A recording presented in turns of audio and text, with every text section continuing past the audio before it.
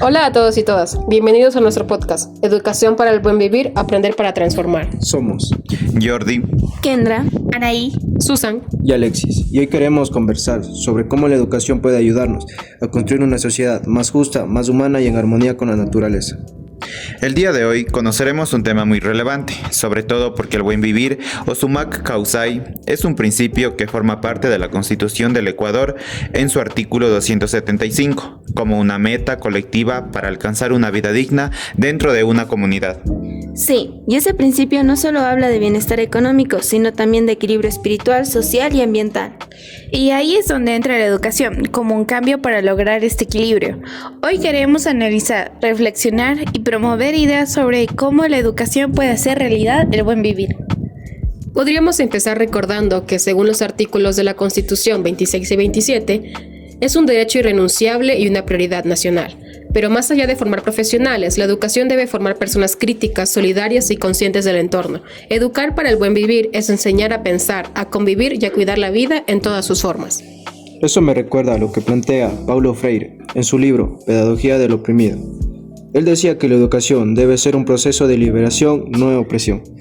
Cuando el docente dialoga con el estudiante, ambos aprenden, y eso es la clave para el buen vivir. Una educación donde todos participen y se escuchen mutuamente.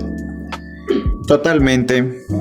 Y en ese sentido, Catherine Walsh propone una educación intercultural y decolonial, donde los saberes ancestrales tengan el mismo valor que los conocimientos científicos. Ella dice que la escuela debería ser un lugar donde se mezclan las lenguas, los símbolos y las historias de sus pueblos, para aprender desde el respeto y la diversidad. Así es, Boaventura de Sousa Santos también habla de eso en un Epistemologías del Sur. Él critica que muchas veces el sistema educativo reproduce una sola forma de conocimiento, la occidental, y olvida los saberes del sur, los de nuestras comunidades, nuestros abuelos, nuestras culturas. Para Boaventura, una educación transformadora es aquella que reconoce y dialoga entre diferentes formas de saber. Y hay varios ejemplos reales de esto. El Ministerio de Educación del Ecuador ha impulsado proyectos como las escuelas del buen vivir, donde se integran huertos escolares, reciclaje, artes y trabajos comunitarios.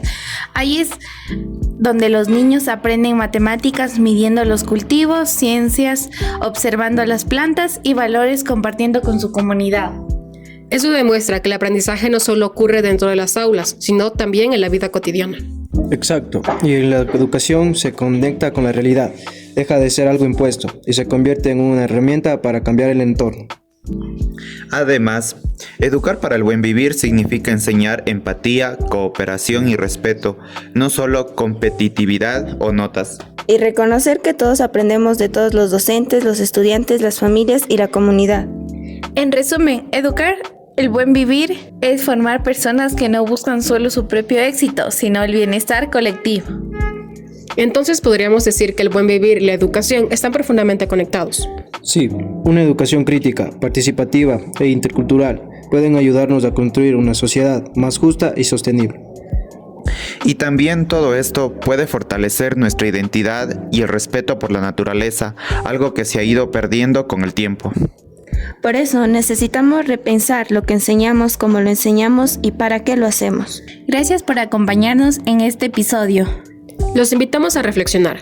¿Cómo podemos, desde nuestras aulas, familias y comunidades, aportar al buen vivir? Porque educar no es solo transmitir conocimiento, es también sembrar conciencia. Y recuerden, educar para el buen vivir es educar para cuidar la vida. Y para construir juntos un futuro más humano, solidario y equilibrado.